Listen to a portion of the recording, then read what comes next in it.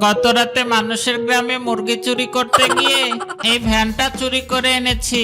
Van চালানো যে এত মজা তা তো আমি আগে জানতাম না। এখন তো খুব ক্ষুধাও পেয়েছে। এক কাজ করি, ভ্যানটা চালিয়ে জঙ্গলের মাঠের দিকে যাই। জঙ্গলের মাঠে যদি কোনো শিকার পাই, এই ভ্যান গাড়িতে তুলে নিয়ে এসে গুহায় বসে মজা করে খাবো। এই বলে শিয়াল তার ভ্যান গাড়ি নিয়ে জঙ্গলের মাঠের দিকে রওনা দিল।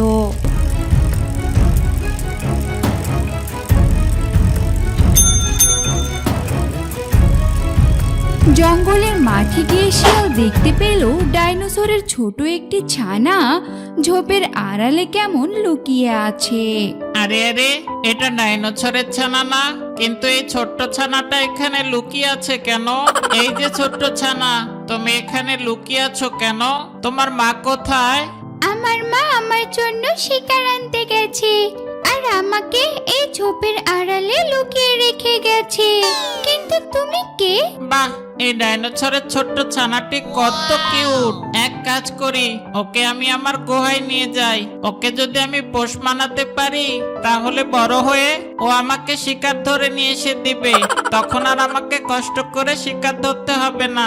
পায়ের উপর পা তুলে বসে বসে খেতে পারবো।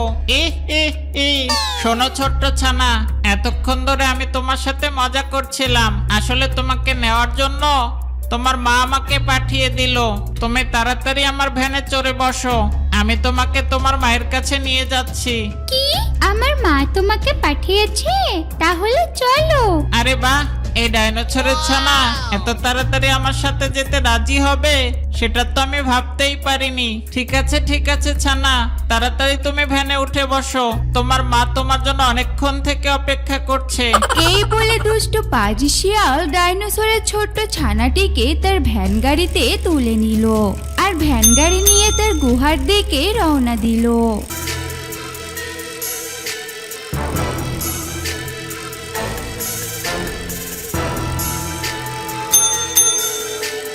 শিয়াল মামা, আর কতদূর গেলে আমি আমার মাকে পাবো? শোনো ছোট্ট ছানা, তুমি কোনো চিন্তা করো না, আর কিছুক্ষণের মধ্যেই আমি তোমার মায়ের কাছে পৌঁছে যাব।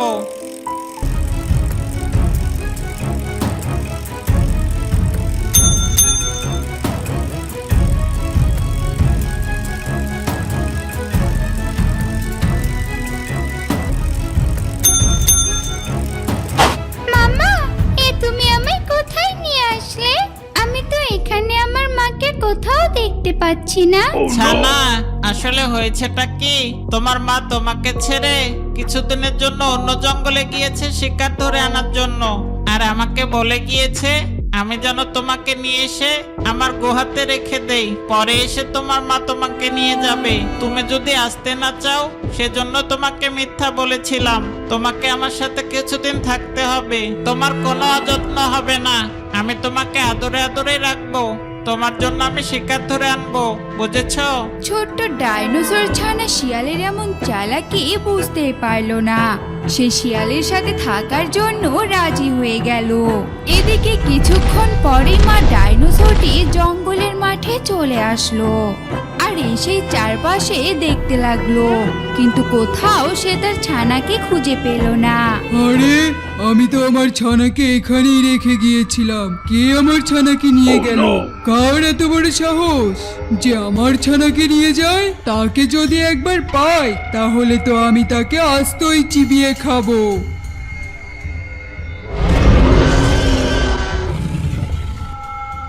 এই বলে মা ডাইনোসরটি তার ছানাকে খোঁজার জন্য জঙ্গলের দিকে রওনা দিল।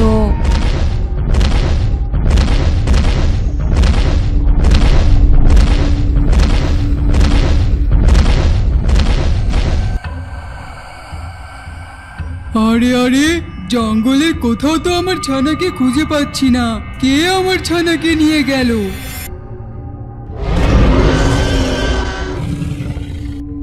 এইদিকে ওই বনের গর্জিলাটা শিয়ালের গুহার সামন দিয়ে শিকার ধরতে যাচ্ছিল।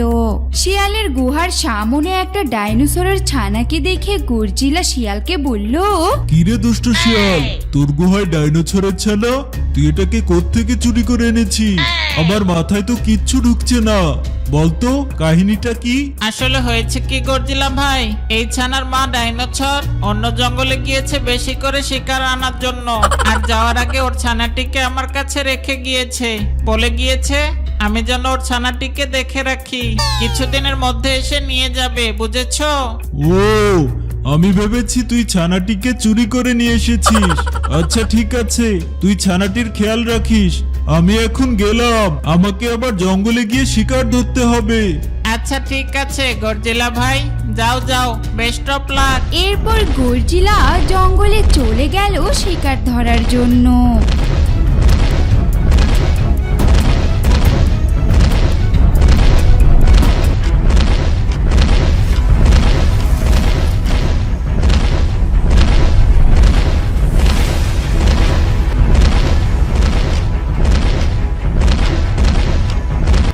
বাহ, আস্তে না আস্তে এত বড় একটা হরিণকে পেয়ে গেলাম।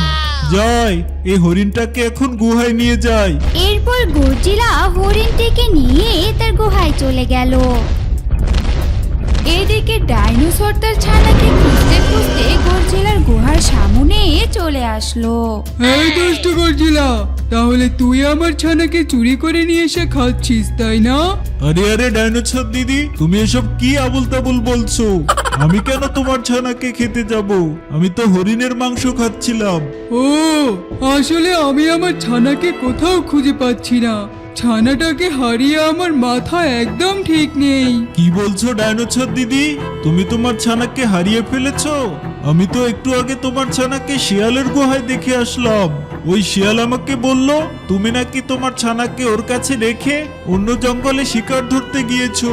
কি বললি তুই? ওই দুষ্ট শিয়ালের এত বড় সাহস আমার ছানাকে চুরি করে নিয়ে যায়? ওকে তো আজ আমি জমের দুয়ারে পাঠিয়ে দিব। অনেক অত্যাচার সহ্য করেছি ওর। এই বলে ডাইনোসর রেগে মেগে শিয়ালের গুহার দিকে রওনা দিল।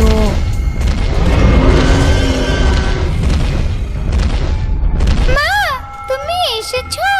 আমার শিয়াল মামার কাছে একদম ভালো লাগছে না। আমাকে তুমি নিয়ে যাও মা, আমি আর এখানে থাকতে চাই না।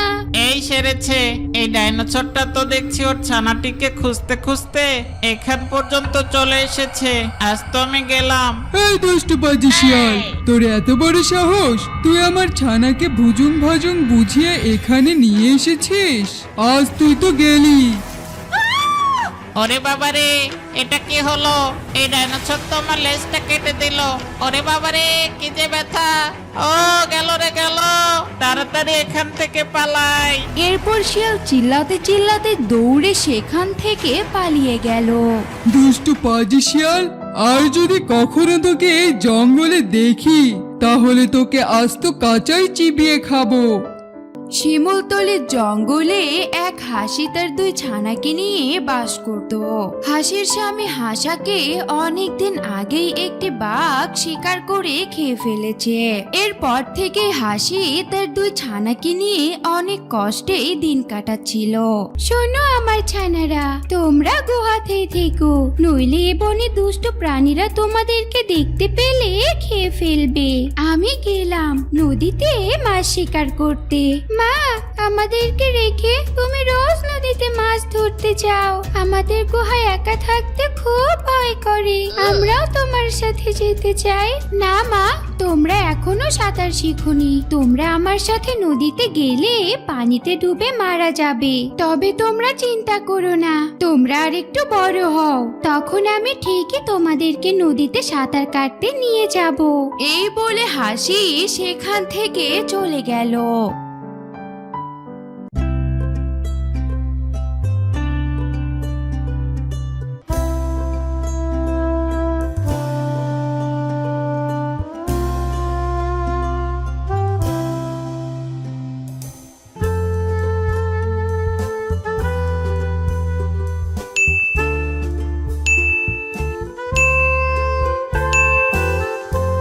অনেক মাছ ধরেছি, আজ আর মাছ ধরবো না।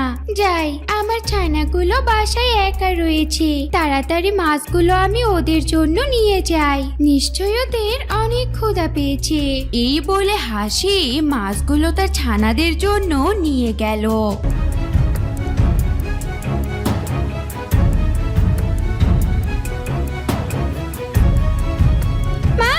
এসেছো? আমাদের জন্য মাছ নিয়ে এসেছো? আমাদের খুব ক্ষুধা পেয়েছে। হ্যাঁ হ্যাঁ ছানা, তোমাদের জন্য মাছ নিয়ে এসেছি। এই নাও, তাড়াতাড়ি খেয়ে নাও। এরপর হাঁসের ছানারা মাছগুলো খেতে শুরু করলো। এদিকে ওই জঙ্গলে বাস করত বল্টু নামের এক শিয়াল আর গোলাপি নামের এক শিয়ালিনী। বল্টু শিয়াল অনেক অলস ছিল, সে জঙ্গলে শিকার ধরতে যেত না। গোলাপি শিয়ালিনী জঙ্গল থেকে যে শিকার ধরে আনতো তাই বল্টু শিয়াল বসে বসে মজা করে খেত। শিকার খাওয়া শেষ করে আবারও নাক ডেকে ঘুমিয়ে পড়তো। একদিন গোলাপি শিয়ালিনী বল্টু শিয়ালকে বলল, শোনো, আজ আমার শরীরটা একদম ভালো লাগছে না। আজ আমি জঙ্গলে শিকার ধরতে যেতে পারবো না। তুমি কি যাবে জঙ্গলে শিকার ধরতে? তাহলে আমি একটু বিশ্রাম নিতাম। আরে না, এসব তুমি কি বলছো? আমি যাব জঙ্গলে শিকার ধরতে? কখনো না। তোমার শরীর খারাপ হোক আর যাই হোক, তুমি যাও শিকার ধরতে। ওসব শিকার টিকার আমি ধরতে পারবো না, বুঝেছো? আমি এখন ঘুমাবো। এটা তুমি কি বলছো? আমি তো রোজই জঙ্গলে যাই শিকার ধরতে। আজ আমি অসুস্থ, তাই শিকার ধরতে যেতে পারছি না। একদিন জঙ্গলে শিকার ধরতে গেলে কি এমন হবে? শোনো শিয়ালিনী, আমি তোমাকে আবারও বলছি, ওসব শিকার ধরা আমার কাজ না। আমি যে গুহাটা পাহারা দিচ্ছি, এটাই তো তোমার 7 জন্মের ভাগ্য। আমি ওসব শিকার টিকার ধরতে যেতে পারবো না। শিয়ালিনী শিয়ালের কথায় খুব দুঃখ পেল। সে বুঝতে পারলো এই পাজি দুষ্টু শিয়াল কিছুতেই জঙ্গলে শিকার ধরতে যাবে না। তাই শিয়ালিনী আর দেরি না করে তার প্রতিবেশী হাসির কাছে গেল। হাসি দিদি, হাসি দিদি, বাসায় আছো? আমি গোলাপি শিয়ালিনী, তোমার প্রতিবেশী। ও শিয়ালিনী দিদি, তা কি মনে করে আমার বাসায়? আসলে দিদি, আমি আজ অনেক অসুস্থ, তাই জঙ্গলে শিকার ধরতে যেতে পারছি না। তুমি তো প্রতিদিন অনেক মাছ ধরে আনো, সেখান থেকে যদি আমাকে কিছু মাছ দিতে তাহলে আজ খেয়ে কোনো মতে দিনটা কাটাতে পারতাম। ও এই ব্যাপার, তুমি চিন্তা করো না, এখানে একটু দাঁড়াও, আমি এক্ষুনি তোমাকে মাছ এনে দিচ্ছি। এরপর হাসি শিয়ালিনীকে এক ঝুড়ি মাছ এনে দিল। তোমাকে অনেক ধন্যবাদ হাসি দিদি। তুমি যদি আমাকে মাছ না দিতে তাহলে এই অসুস্থ শরীর নিয়ে জঙ্গলে শিকার ধরতে যেতে হতো। তোমার এই উপকারের কথা কোনোদিনই আমি ভুলবো না। আরে ছি ছি শিয়ালিনী দিদি, তুমি এসব কি বলছো? প্রতিবেশীর বিপদেই তো প্রতিবেশী পাশে দাঁড়াবে। তুমি যাও শিয়ালিনী দিদি, মাছগুলো খেয়ে বিশ্রাম নাও, দেখবে তুমি সুস্থ হয়ে যাবে। এরপর গোলাপি শিয়ালিনী আর কোনো কথা না বলে চলে গেল তার গুহায়।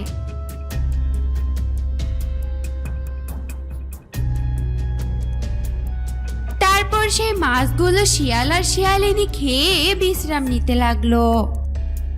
এভাবে সেই দিনটি কেটে গেল।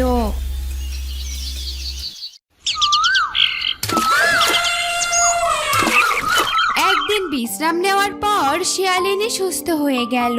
আজ শরীরটা বেশ ভালো লাগছে। আজ আর ধার করে শিকার নিতে হবে না, নিজেই শিকার ধরতে পারবো। যাই, জঙ্গলে গিয়ে শিকার ধরে আনি।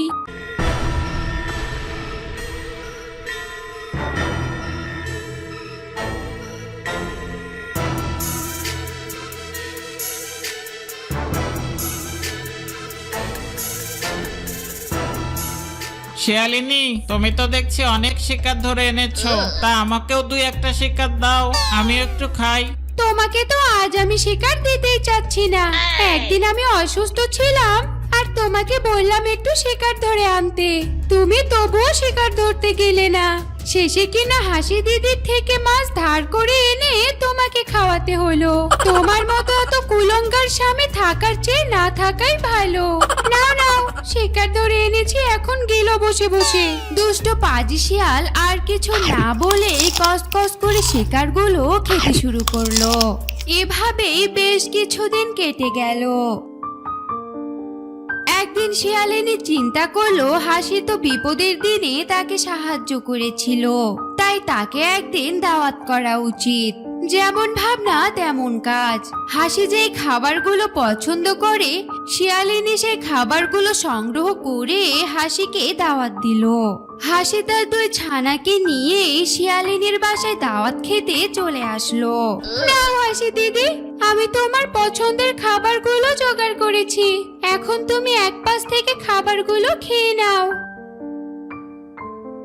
আরে বাহ, হাঁসের ছানাগুলো তো দেখছি অনেক কচি। শিয়ালিনী তো প্রতিদিন বুড়ো বুড়ো শিকার ধরে আনে, এমন কচি শিকার তো কোনোদিনই আনে না। চোখের সামনে এমন কচি শিকার দেখে আমার জিভে তো জল চলে আসলো।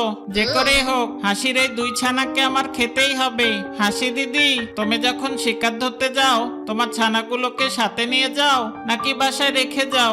আরে কি যে বলো না শিয়াল ভাই, ওরা তো এখনো সাঁতার শিখেনি, আমি তো ওদের বাসাতেই রেখে যাই। এরপর হাসি দাওয়াত খাওয়া শেষ করে তার বাসায় ফিরে গেল। পরদিন সকালে প্রতিদিনের মতো হাসি যখন নদীতে মাছ ধরতে চলে গেল, এই সুযোগে দুষ্ট পাজি শিয়াল হাসির বাড়িতে চলে গেল। এই তো সুযোগ পেয়েছি, এই সুযোগেরই তো আমি খোঁজ করছিলাম। যাক, ভালোই হলো, সুযোগটা আমার কাজে লাগাতেই হবে। এই সুযোগে হাসির কচি 2 ছানাকে আমি খেয়ে ফেলবো। ই আ আ আ আ।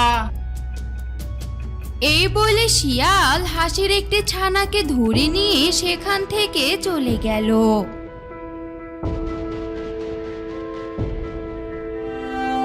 এরপর হাসি বিকালে যখন শিকার নিয়ে বাসায় ফিরলো, তখন দেখলো তার একটি ছানা নেই। মা মা, ভাইয়া জানি কোথায় চলে গেছে। আমি আর ভাইয়া একসাথে ঘুমোচ্ছিলাম, আমি ঘুম থেকে উঠে দেখি ভাইয়া আমার পাশে নেই। এরপর হাসি বাহিরে এসে দেখলো সেখানে অনেকগুলো রক্ত পড়ে আছে। হাসির আর তখন বুঝতে বাকি রইল না যে তার ছানাকে কেউ খেয়ে ফেলেছে। হে আমার কি সর্বনাশ হয়ে গেল, আমার ছানাকে এভাবে কে খেয়েছে? আমি এভাবে আমার ছানাটিকে হারিয়ে ফেললাম। এদিকে বিকালে যখন শিয়ালিনী শিকার নিয়ে গুহায় ফিরলো, তখন শিয়ালিনী শুনতে পেল শিয়াল একা একাই কি যেন বলছে।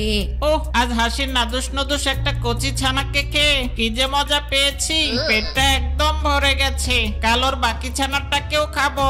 ই ই ই। এই দুষ্ট শিয়ালের এমন কথা শুনে শিয়ালিনীর ভীষণ রাগ হলো। তখন শিয়ালিনী হাসিকে গিয়ে সমস্ত কথা খুলে বলল। তখন হাসি আর শিয়ালিনী চুপি চুপি এসে ওই দুষ্ট শিয়ালের লেজটি কেটে দিল। ওরে বাবা রে, শিয়ালিনী তুই আমার বউ হয়ে এটা আমার কি করলি? আমি এখন শিয়াল সমাজে মুখ দেখাবো কি করে? ওরে বাবা রে, আমার তো মান সম্মান সব চলে গেল। ও ও ও ও। তোকে মুখ দেখাতে হবে না দুষ্ট পাজি শিয়াল, তোকে এতদিন আমি চিনতে পারিনি। স্বামী বলে তোকে আমি রোজ শিকার ধরে খাওয়াতাম, কিন্তু তুই আজ এটা কি করেছিস? হাসি দিদির ছানাকে খেয়ে ফেলেছিস।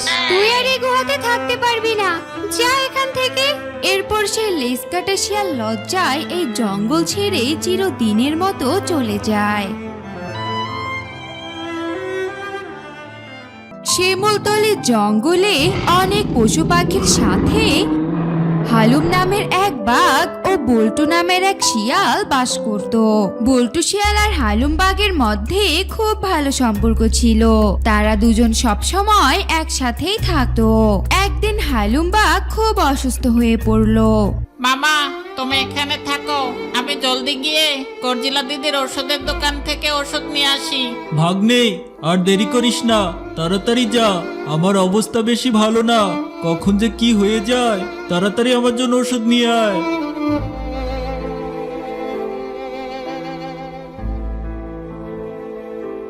গর্জিলা দিদি, ও গর্জিলা দিদি, আমাকে তাড়াতাড়ি কিছু ঔষধ দাও তো। ঔষধ? কিসের ঔষধ দেব? গর্জিলা দিদি, বাঘ মামা খুব অসুস্থ। কদিন থেকে বাঘ মামার শরীরে প্রচন্ড জ্বর, সাথে শরীরটাও অনেক ব্যথা করছে, একদম বিছানা থেকে উঠতে পারছে না। তাড়াতাড়ি ওষুধ দাও। ও আচ্ছা, ঠিক আছে, এক্ষুনি দিচ্ছি। শোন শিয়াল, তোর বাঘ মামাকে কিছু খাওয়ানোর পর এই ওষুধগুলো একটা করে খাইয়ে দিস। ঠিক আছে দিদি, এই নাও তোমার টাকা। আমি এখন গেলাম। গর্জিলাকে ঔষধের টাকা দিয়ে শিয়াল দ্রুত তার বাঘমামার কাছে যেতে লাগলো।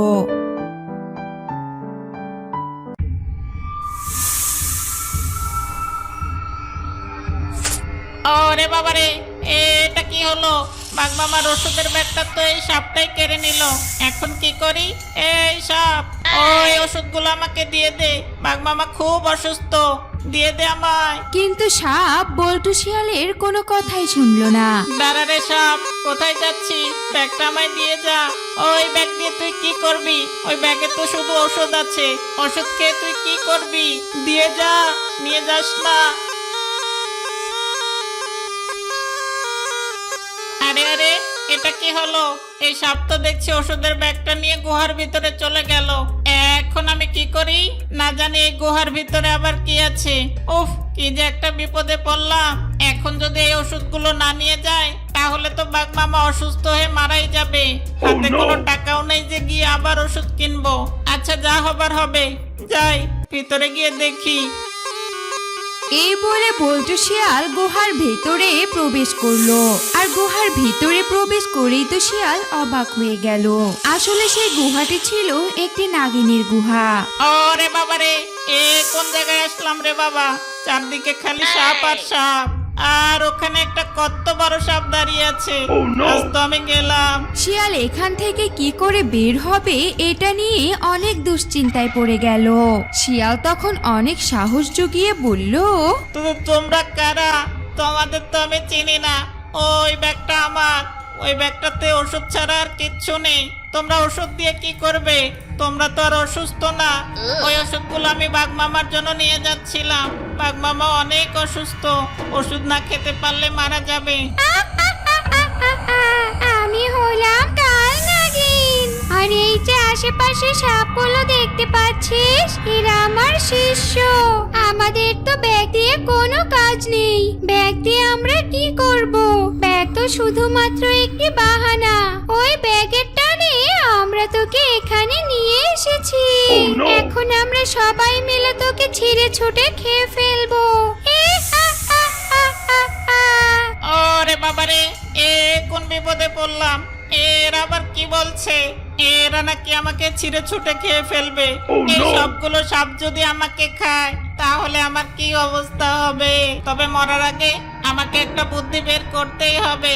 শোনো, তোমরা তো আমাকে খেয়েই ফেলবে, তবে মরার আগে আমার একটা শেষ ইচ্ছে আছে। তোমরা যদি আমার সেই ইচ্ছেটা পূরণ করো তাহলে মরেও আমি শান্তি পাবো। তোমরা কি আমার সেই ইচ্ছেটা পূরণ করবে? ইচ্ছে? তোর আবার কি ইচ্ছে?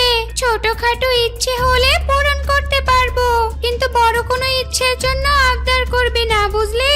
না না, এটা তেমন কোনো বড় ইচ্ছে না। তোমরা এখানে বসে বসে আমার ইচ্ছেটা পূরণ করতে পারো। ও ঠিক আছে, তাহলে বল তোর ইচ্ছের কথা। আমার ইচ্ছেটা হলো, আমি সাপদের কখনো ঘুমাতে দেখিনি। সাপরা কিভাবে ঘুমায় সেটাই দেখতে চাই। তোমরা যদি সবাই মিলে 1 মিনিট ঘুমিয়ে আমাকে দেখাতে তাহলে আমি মরেও শান্তি পেতাম। এটাই আমার শেষ ইচ্ছে। ও এই ব্যাপার। আর আমি তো ভেবেছিলাম কি না তোকে চাস। এটা কোনো ইচ্ছে হলো? আচ্ছা ঠিক আছে, এখনই তোর ইচ্ছে পূরণ করছি। এই তোমরা সবাই 1 মিনিটের জন্য চোখ বন্ধ করে ঘুমিয়ে পড়ো। আমিও ঘুমোচ্ছি। যেই না কালনাগিনী ও তার শিষ্যরা 1 মিনিটের জন্য চোখ বন্ধ করে ঘুমিয়ে পড়লো, সেই সুযোগে অমনি শিয়াল গুহায় থাকা সোনা দানা, হিরে জহরত আর ঔষধের ব্যাগটি নিয়ে পালিয়ে গেল। এদিকে 1 মিনিট হওয়ার পর কালনাগিনী চোখ খুলে দেখলো শিয়াল সেখানে নেই। এই তোরা সবাই চোখ খোল, দেখ আমাদের সাথে কি হয়ে গেছে। দেখ দেখ আমাদের কি সর্বনাশ হয়ে গেছে। ওই দুষ্ট পাজি শিয়াল ওর ব্যাগের সাথে সাথে আমাদের সোনা দানা, হিরে জহরত সব নিয়ে পালিয়ে গেছে। নাগিন রানী, ওই শিয়াল যখন তার ইচ্ছের কথা বলেছিল তখনই আমার সন্দেহ হয়েছিল, কিন্তু আপনার আদেশ কি আমরা অমান্য করতে পারি? এখন আর বলে কি হবে? তখন তো আর বলিসনি। আচ্ছা ঠিক আছে, এখন তোরা যা আর ওই পাজি শিয়ালকে খুঁজে বের করবি। ওকে আমি কঠিন শাস্তি দেব। এদিকে শিয়াল সোনা দানা, হিরে জহরত আর ঔষধের ব্যাগ নিয়ে হালুম বাঘের কাছে গেল। ওহ বাবা, বড় বাচ্চা বেঁচে গেলাম, তা না হলে আজকে যে কি হতো, মরা ছাড়া কোনো উপায় ছিল না। যাই যাই, তাড়াতাড়ি এখন এই মণিমুক্তগুলো নিয়ে বাঘ মামার কাছে চলে যাই।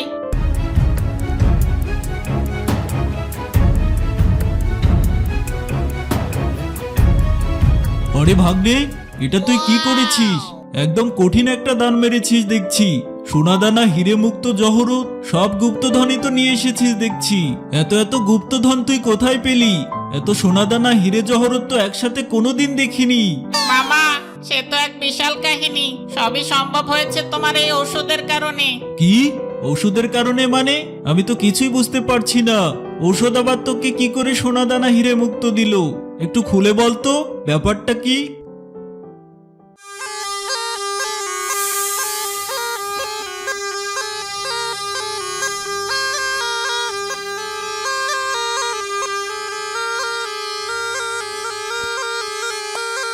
হা হা হা! ভাগ্নে, তুই তো দেখছি একদম কামাল করে দিয়েছিস। নিয়ে এসেছিস, খুব ভালো করেছিস। এখন এগুলো বিক্রি করলে তো এ জঙ্গলের সব থেকে আমরা ধনী হয়ে যাব। তবে মামা, এতক্ষণে মনে হচ্ছে ওই কাল নাগিন তার মণিমুক্তা হীরা জহরত খোঁজার জন্য ওর সাপ বাহিনীদের পাঠিয়ে দিয়েছে। আমাদের যে করেই হোক এখনই এই জঙ্গল ছেড়ে অন্য জঙ্গলে পালিয়ে যেতে হবে, বুঝেছো? হ্যাঁ হ্যাঁ ভাগ্নে, তুই ঠিকই বলেছিস। এগুলো নিয়ে এই জঙ্গল ছেড়ে এখনই পালাতে হবে। এই জঙ্গলে আর থাকা যাবে না। তো বন্ধু